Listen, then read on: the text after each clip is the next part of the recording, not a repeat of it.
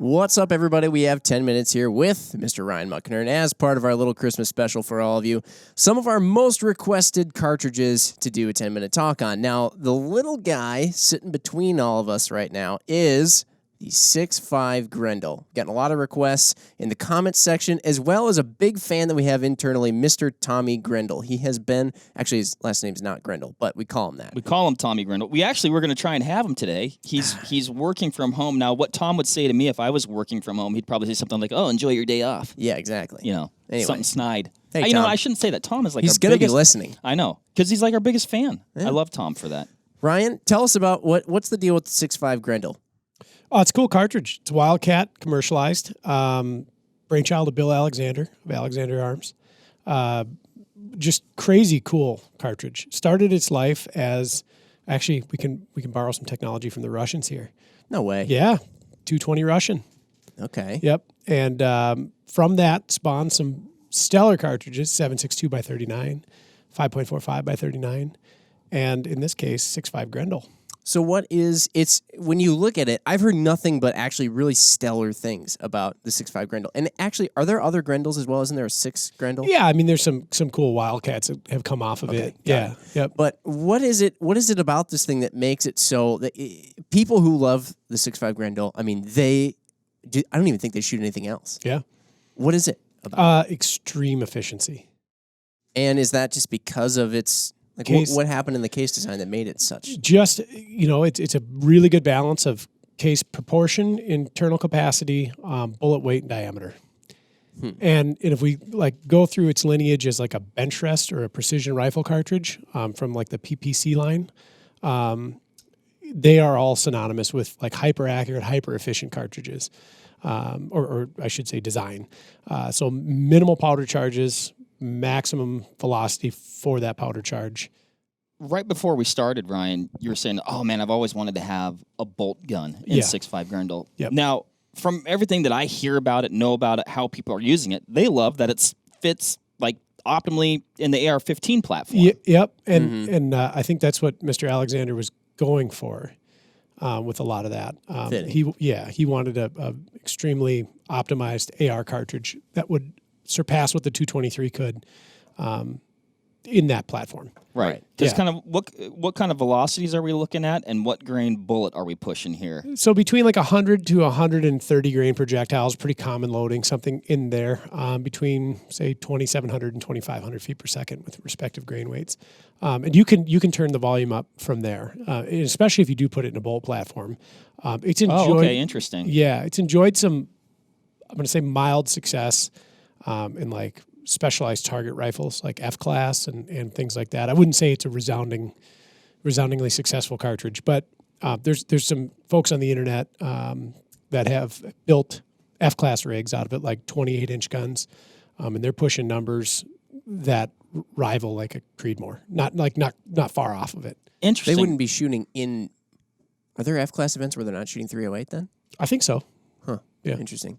But how do they get that kind of velocity out of such a small case? I mean, I get efficiency, but if you just, like anybody can toss the word out, oh, it's really efficient. But like, what is it about it? Because how far down is the bullet seated into this case? I'm thinking about that, trying to imagine regular 6.5 bullets I've seen. Yep. And then there's really not much room left over for powder. Well, and that's true. But remember when we talked about other cartridges where case design is going to like modify how pressure works, like up or down or otherwise. So it's a very compact case, so it's using up all of its case capacity. Mark is just throwing it around the table. It's going to use up all of its case capacity possible with powder charge. As far as the C2 depth on that one, so it's 123 grain Hornady AMAX in there. It is below the neck and shoulder line on there a fair bit, but it's not so terrible that you're losing all the velocity potential. And like I said, all that powder volume that could be used is used, to its maximum capability within that case. Interesting. Yeah. Now, we talk a lot about the 6.5 Creedmoor, 6.5 Creed, 6.5 Creed. It's efficient. It's light recoiling. And it seems like this has a lot of similar attributes to that in a more compact, and it doesn't have the velocity. No, like you said, I think we're talking about like 25, Yeah, 26 with like there. a 123 grain bolt, it's like mid 25s. So, And you can go warmer, but completely adequate Yes. for a deer-sized game Absolutely. out to pretty respectable distances. Yep. What are we talking with recoil with this thing versus Very maybe mild. a 6.5 Creed? very mild. Okay. Yeah, so your powder charges are grains and grains and grains and grains less than the Creedmoor. Not that the Creedmoor has unbearable recoil. everything here is all relative. Correct. Right. Somebody's probably already commenting. Recoil. Right. It's a super mild cartridge to shoot out of a gas gun. It doesn't have a very large, like, perceptible difference between that and your like 75 grain AR loadings. They're not crazy different. When you throw a compensator on there, we're talking about a semi-automatic firearm with a compensator on it. It's just a joy to shoot. Jeez Louise. Yeah. I mean, you think, and I have never hunted big game, I guess, with an AR-15 or something like that. But I've got kids now, right? And you look at an AR and you're like, oh man, you can collapse the stock a little bit. You can really adjust it to fit, a smaller statured person, and then couple that with even lighter recoil than a 6.5 Creed, which is probably what I was considering for kind of my daughter's first rifle if they want to get into hunting. I don't know, man. Looks like there's some cool advantages. Yeah, I would absolutely love a bolt gun in it. I think one of the cool things about the cartridge, and to kind of speak to its perhaps design intent, it emulates and actually exceeds 308 trajectory quite well to like 1,000 yards. So if you put like a high step and 308 load on paper, and you put like a run of the mill Grendel load on paper, they're very similar. And a lot of times with the better projectile technologies, with respect to like BC and things like this, in the 6.5 they'll beat the 308. So this isn't certainly then one of your cartridges. Like we've discussed some, the 300 Weather Beyond here. We've discussed the Ackley's on here. This isn't so much of the laser beam like you see some of these cartridges are. You're going to be expecting a fair amount of drop with this, but it sounds like it's very accurate and repeatable and predictable. Yep. To make a car reference, because I love to do this, if there was a car equivalent, it would be the Lotus Elise. Oh, that's a sleek car. Yeah, that's very lightweight, small power plant, but extremely efficient. That's a big compliment to it. Why doesn't everybody just? You look at this.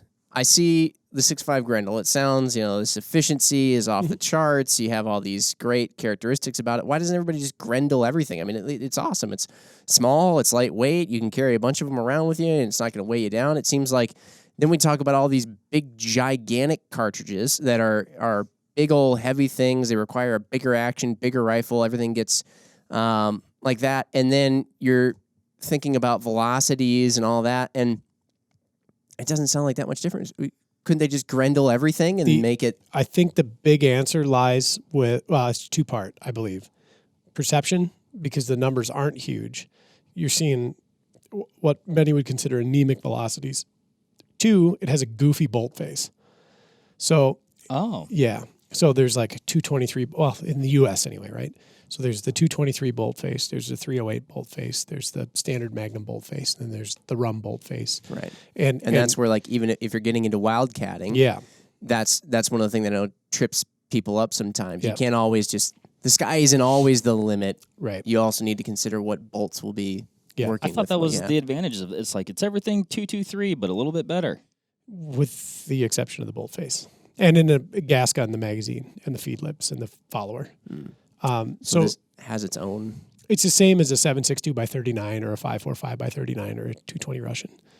Oh. Yeah. So right now, there's like 2 factory options in a bolt gun anyway. One from CZ USA, one from Howa. And there's... Unfortunately, not a heck of a lot more folks doing this. If you're really lucky, you find yourself a Sako 75 chambered in 6 PPC, and then you rebarrel it to 6.5 Grendel. I missed out. I passed on a Sako 75 varmint, and I thought, I don't need that. And then came to my senses about 5 hours later, called back to the shop, and the owner laughed at me. He's like, it's gone. It was gone. You did need that. I did. Do we need to talk about the 6 PPC someday? I don't know enough about it because they're now so obscure and they run in such small circles. I don't know that I've ever even touched a 6 PPC other than that one. I haven't heard of it until right now. Yeah, likewise. That is interesting, though. So, okay. So that's the thing that people run into is that bolt face. Yep. I get it. Was there ever hope for this cartridge for military adoption?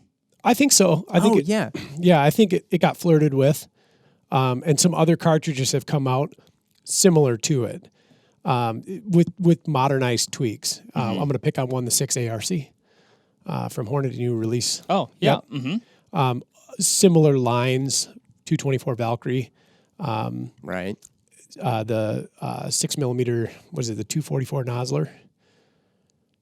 They've got a new cartridge too. Interesting. Yeah. And then it's not new. It's a couple years old, I think. But yeah, a few of them have kind of followed the same blueprint, if you will. Big one on the PRS circuit right now is the 6 GT. It's an up and coming, really popular cartridge. I've heard a lot about that lately. Yep, similar, I should say, design principles to it. So very small case, hyper efficient, low powder charges, just absolutely ringing out the efficiency of that bullet weight, bullet design, bullet diameter. Mike in our tech support area has a 6 GT, doesn't he? I think Mike DeSuel? if he doesn't have one yet, he has one coming. Okay. I believe that the James Jordan is also working on a 6 GT. No way. Yeah. So it's a cool round, but That 6 ARC is, I think Ruben had one of those the other day. I was looking at it. That's pretty interesting. oh yeah, and again, they're just these hyper efficient cartridges, and that's where that appeal and allure comes to me. That, and I just wanted a very petite, mega ultralight rifle capable of taking a mule deer if I had to. That would do it. Well, and that's the other thing. You know, it was we were talking earlier about, you could put this in an AR, and it's gonna, but you could. I can't imagine you need a long barrel. No. For this, I mean, you could build just the cutest little. Yep. So cute. If anybody has Kimber short action that they want to donate to me, that I can modify the bolt face on, and then thread a very light contour 20-inch barrel, hit me up. Yeah. Ryan, you can't use the podcast for your own. Shoot. Slide into your DMs. Seriously, come on. They'll edit that out. Well, the 6.5 Grendel, I dig it. Yeah. We've given Tom Leatherberry so much crap about it over the Yep. years, but it's pretty sweet. So there you have it, Tom. And everybody else out there who requested the 6.5 Grendel, hopefully this met your wildest fantasies about what it would be when Mr. Ryan Muckenhirn talks about it. Thank you, as usual, for all the suggestions. We're sure you're going to keep dropping more. Go back and listen to some of the ones we've already done, the 10-minute talks on all these cartridges and stuff. There's been a lot already, even prior to our little holiday special. So we'll see you on the next one. Stay tuned. See ya. Bye.